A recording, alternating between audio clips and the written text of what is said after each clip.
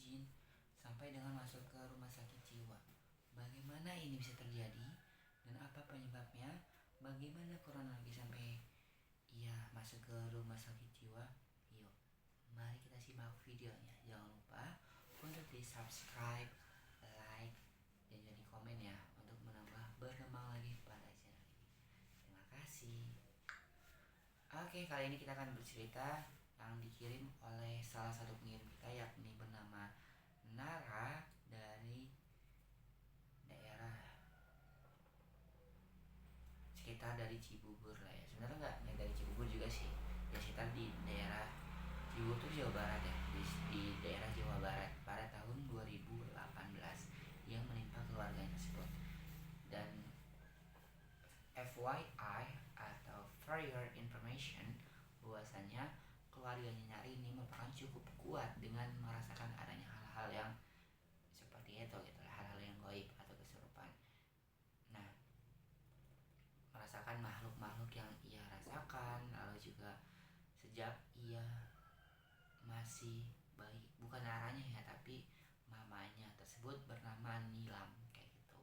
Nah, ini kita sebenarnya nama yang ada di aku sebutkan itu nama samaran ya, jadi bukan nama asli. Mama Nilam kayak gitu, yang dari sejak bayi bahkan tahu tentang keluarga besarnya, bahkan tahu tentang Nara yang mamanya sendiri pun, Mama Nilam sendiri pun tidak tahu gitu lah ya.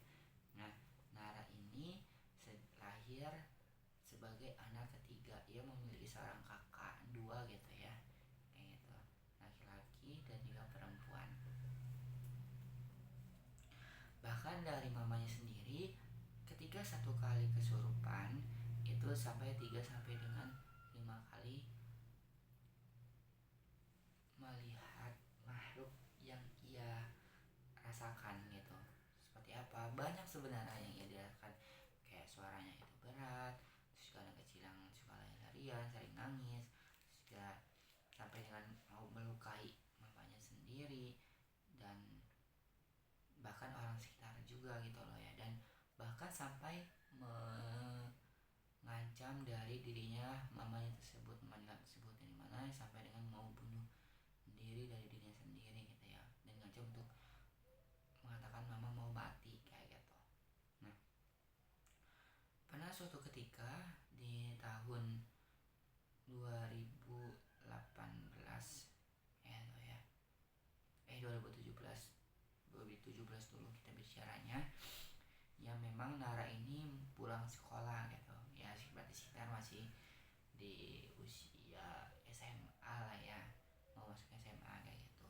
Ya memang ketika itu lagi tiduran di ruang tamu atau di ruang televisi, karena memang ruang tamu dan ruang televisi Nara itu gak terlalu besar gitu, jadi kayak satu yang untuk semuanya gitu loh. Ada ruang tamu dan ruang televisi juga di situ kayak gitu. Nah, itu memang mama lagi tiduran seperti, mohon maaf ya, seperti mayit gitu lah. Nah, lalu ketika itu ya pasti Nara juga sudah merasakan ini ada hal-hal yang mama ini terasa aneh gitu, terasa aneh para bos-bos kalian. Terus juga kayak kok bisa gitu loh ya.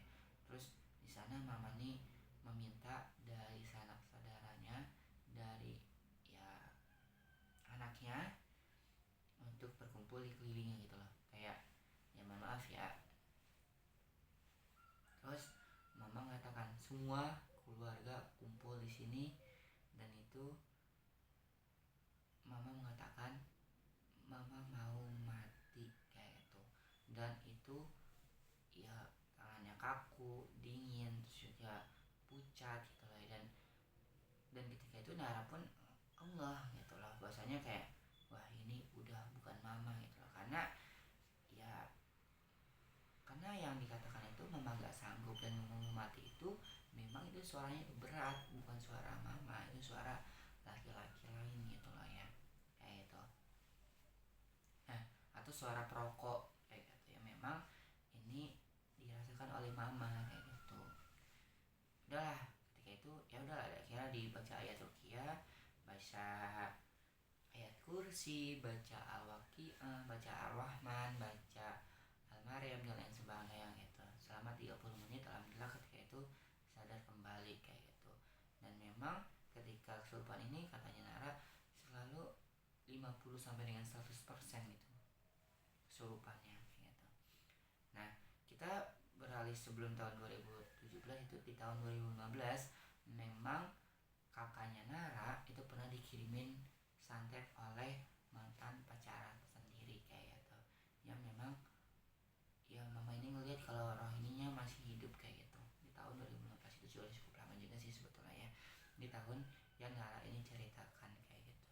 Dan sampai sekarang pun entah masih ada atau enggak itu ya beneran masih ada, entah nggak tahu ya, itu wallahu alam kayak itu.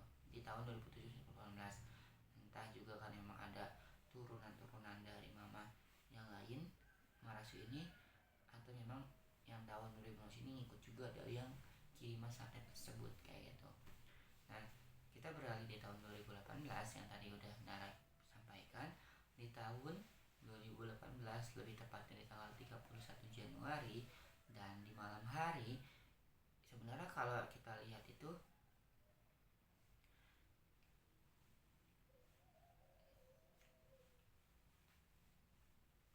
ketika kita berbicara sebelum malam harinya, ketika kita bicara pagi harinya itu memang Nara ini ingin pergi ke sekolah, mau berangkat ke sekolah. Nah, itu memang kakak sama mamanya ini masih tertidur pulas kayak gitu. Soalnya ia sama bapaknya atau papanya itu pergi ke sekolah untuk ya berangkat, tapi ya karena tidur nggak mau mengganggu, ya udah akhirnya pergilah ke sekolah Nara dan papanya tersebut. Papanya juga mau pergi ke kantor kayak gitu. Dan memang ya beberapa jam kemudian itu menurut penuturan dari kakaknya Nara yang kedua itu bilang kalau ketika ia bangun, kakaknya Nara ini bangun, itu kok nggak ada mama sama sekali di ruang tidurnya tersebut gitu loh. Nggak sadar lah kemana nih. Nah, dicarilah di segala sisi ruangan ada di rumah, di ruang tamu lah, di ruang dapur lah, di kamar mandi. Nah, itu nggak ada sama sekali, Mang. Kemana? Kira cobalah untuk keluar, dan kita berapa kagetnya ketika ngecek itu, loh, ini kok barang kemana ya? Kok barang nggak ada, TV nggak ada, lemari nggak ada, kulkas nggak ada. Itu sekitar 50% itu barang itu nggak ada, guys. Barangnya hilang gitu loh para bos-bos kalian. Ketika ke depan rumah, itu mama lagi membagikan barang-barangnya tersebut ke para orang-orang yang ada di sekitar gitu loh. Tahu nggak dalam keadaan apa? Dalam keadaan matanya ini tertutup kayak gitu. Dalam matanya tertutup ini mama membagikan barang-barang kepada orang-orang yang sedang lewat, entah orang lain atau lain sebagainya. Nah, ketika itu kakaknya pertama ini ya kan memang punya dua kakak gitu kan yang tadi ada aku sampaikan. Kakak yang pertama ini selamatkan barang yang tadi dibagikan kepada mama, dan yang kedua ini coba untuk menyadarkan mama akan hal tersebut, akan dari kesurupannya tadi kayak gitu. Nah, ketika itu ya sudah beberapa jam sebenarnya sangat susah untuk sadar lagi gitu lah dari mama tersebut gitulah. Dan ketika itu dibawalah ke masjid kayak gitu. Nah, ketika Nara pulang sekolah yang tadi aku sampaikan itu, betapa kagetnya bahwa hawanya dari rumah Nara dan keluarganya ini sangat lembab, terus juga mencekam. Terus ketika pulang Nara dan bapaknya pun sendirian gitu lah ya. Nah, tapi sebenarnya papanya ini ngantarin doang sih, ngantarin doang Nara ke rumah, karena memang ya mau ada urusan lain, memang ternyata itu ke masjid gitu tanpa Nara sadar gitu lah ya. Nah, Nara sendirian di rumah merasakan ada hawa-hawa panas yang sangat tidak pantas dan sangat tidak enak dirasakan oleh keluarganya. Akhirnya pindahlah cobalah untuk ke masjid yang tadi disampaikan. Dan memang itu memang benar kalau mama ini ya sangat-sangat apa ya itu terus manggil nama Arsi, terus panggil nama Robi. Dan ketika itu ya mama sampai dengan kesurupan gitu loh 100% di jam 10 malam yang tadi aku sampaikan. Ya memang itu keadaannya itu dalam keadaan kesurupan 100%. Yang ketika ternyata ada di masjid, yang memang itu mama terus minta untuk ke pakar ruqyah syariah kayak gitu. Memang jaraknya cukup sangat jauh ya, sangat jauh. Dan memang kakaknya ini merasakan kayaknya bukan mama nih yang minta untuk ke sana gitu lah, merasakan di sana gitu lah. Ya sudah, akhirnya ditahanlah sama mama. Dan karena memang ya tanpa kelihatan, tanpa sadar, itu akhirnya mama kabur ke jalan raya dan minta orang-orang ini untuk ke Cibubur. Dan memang menurut penuturan dari mama sendiri, memang ketika mama itu memang lagi jalan itu lihat di jalan raya itu ada mobil yang lewat meminta untuk, "Pak, saya diturunin oleh keluarga saya, coba anterin saya ke rumah," gitu lah. Itu alasannya, alasan jin meren gitu ya. Nah itu, tapi malah ke tempat lain gitu lah, malah ke rumah rekan dari Ustadz A, atau kita katakan Ustadz B kayak gitu. Nah pakar ruqyah syariah ini memang Ustadz A gitu lah ya. Nah kalau yang tadi itu yang salah alamat itu yang bukan ke Cibubur, itu ke rekan Ustadz B, Bayu lah ya. Dan A ini Adi gitu kayak gitu. Nah kayak gitu, jadi ya kok bisa gitu lah ya, malah pergi kemana-mana gitu lah. Dan ya kesurupan pun dalam keadaan 100%. Dan bahkan ketika itu pun dari jam 11 pagi sampai jam mau subuh, jam 11 pagi, jam 11 malam sampai dengan subuh, itu belum ditemukan Nara dan keluarganya. Pasti itu sangat merepotkan sekali lah ya. Dan ketika itu ya nggak dalam keadaan pakai baju syariah aja, tapi nggak pakai sendal gitu lah ya. Dan betapa kejutnya, itu ada nama yang menunjukkan nama mamanya Nara atau Jalan Nilam Raya. Ya memang ini namanya sudah Parubayu, Parubaya gitu lah ya, Parubaya. Ya memang ini ya mama nggak pakai sendal. Dan ketika itu, oh ya pasti ini menunjukkan jalannya gitu loh. Nah ketika lagi cari-cari di sekitar sana, di jalan tol, terus juga di sekitaran ya setelah jalan tol tersebut itu ada sebuah toko. Ya memang bentar, itu kan mama bukannya ya, coba yuk kita kesana yuk. Nah dan betapa mengejutkannya, bahwasanya itu betul mama itu dalam keadaan sudah lemas, lusuh, terus juga bingung harus mau kemana gitu lah ya. Dan dia itu nggak mau diajak untuk pergi, kayak yaudah yuk ma, ayo kita pergi ke rumah Ustadz A yang mama tuju, terpaksa akhirnya gitu loh ya. Nah ketika itu ya maulah akhirnya ke mobil tadi untuk diangkut. Nah kecewanya Nara dan keluarganya bahwasanya itu pengobatan ini menurut Nara ini sangat kurang pantas, karena mamanya Nara ini, mama Nilam ini ditendang, terus juga dipukul, nyiksa dari mamanya Nara.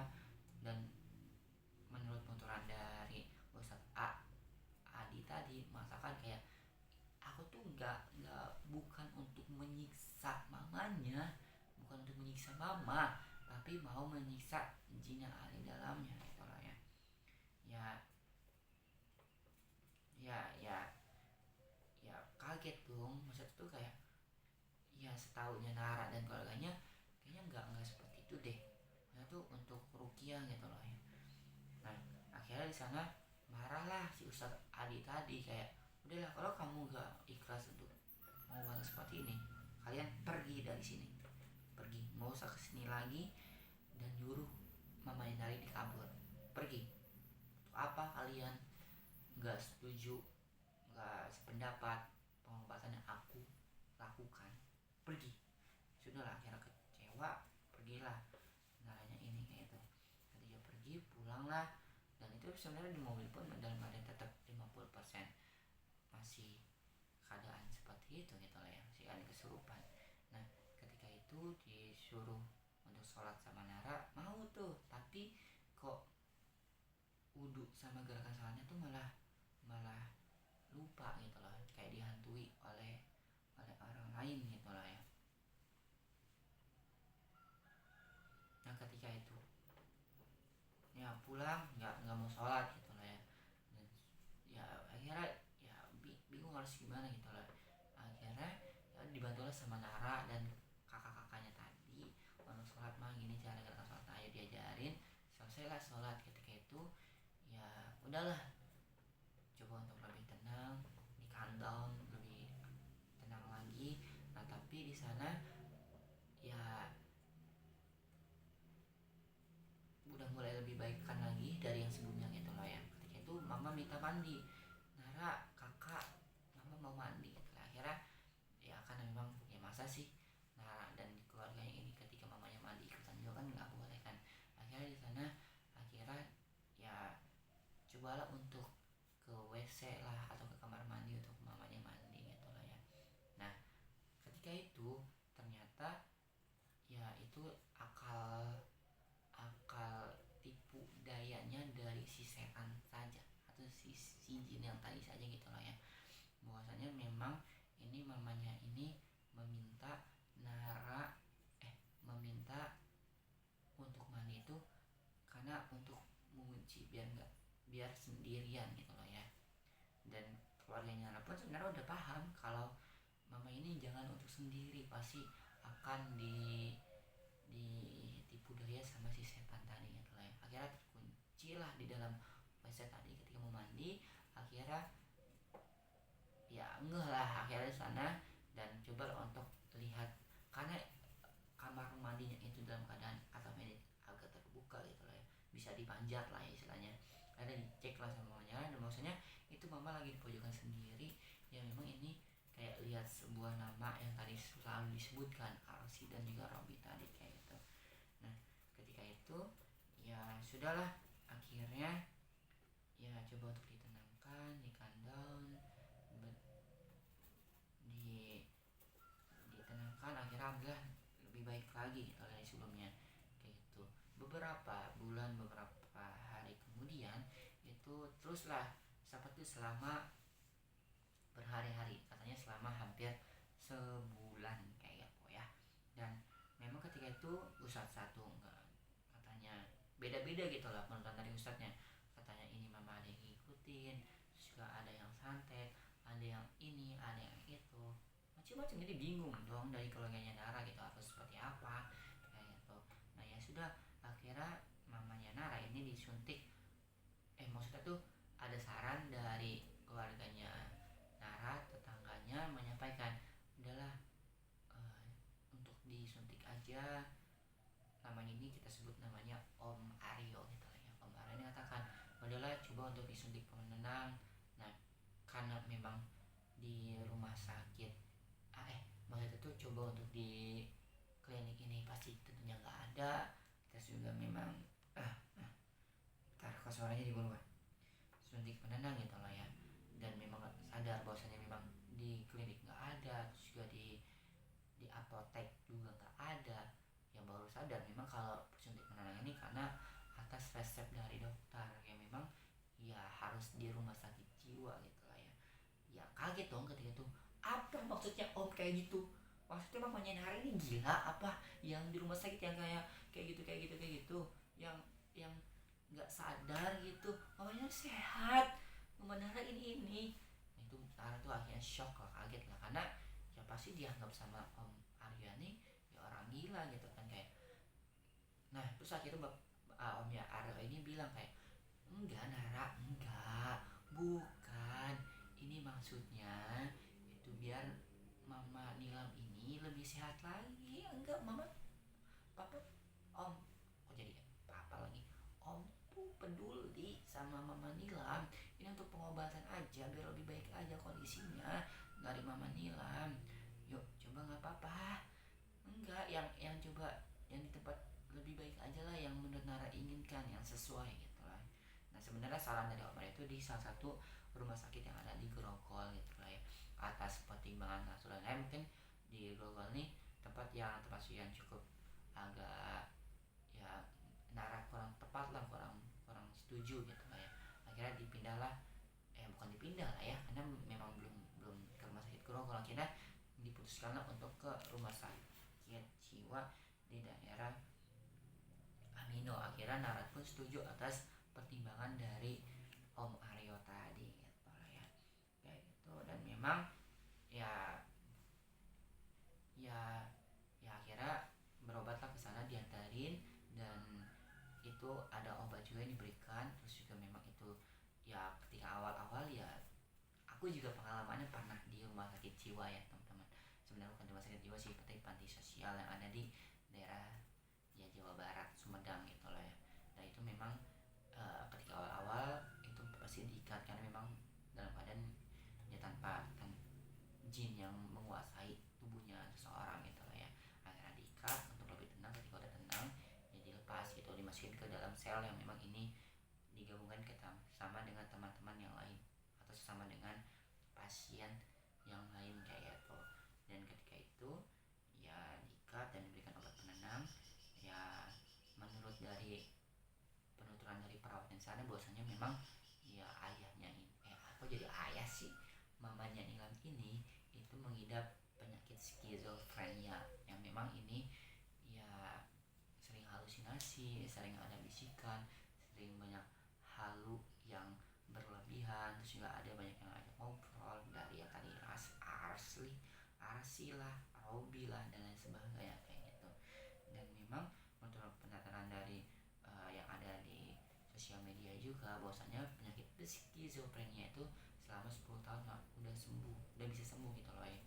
Tapi ya kayaknya ini atas atas doa Nilam, atas doa dari Mama Nilam juga, dan juga doa dari keluarganya juga kali ya, dari Mama Nara dan kakak dan papanya sendiri juga, bahwasanya memang ini ingin lebih sembuh ya, ingin lebih sehat. Dan itu juga diteruskan disalurkan sama Mama Nilam ya gitu. Alhamdulillah ketika itu beberapa tahun dan sampai dengan tahun 2025 ini udah lebih normal lagi, lebih stabil lagi keadaannya kayak gitu.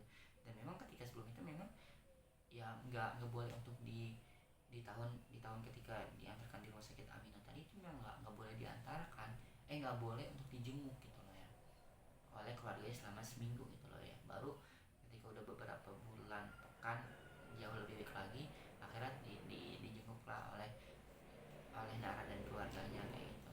Dan itu ketika tadi Amdal jauh lebih baik lagi keadaannya, dikasih obat menenang dan dipindahkan ke rumah sakit jiwa yang lain biar lebih stabil lagi keadaannya.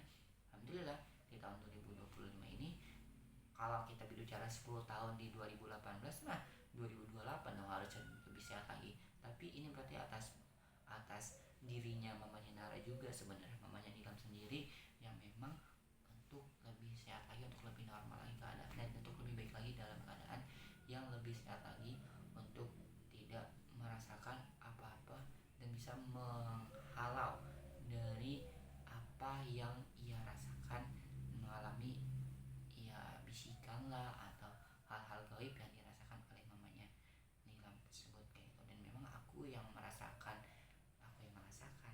apa yang pernah juga terjun di masyarakat terkait dengan di panti sosial yang panti ODGJ itu memang seperti itu gitu ya. Orang dengan gangguan jiwa itu seperti itu, memang harus disembuhkan atas dirinya sendiri. Tapi kalau dirinya sendiri untuk nggak mau maju atau masih masih kayak nggak baik gitu lah ya, nggak sembuh juga gitu loh kayak gitu.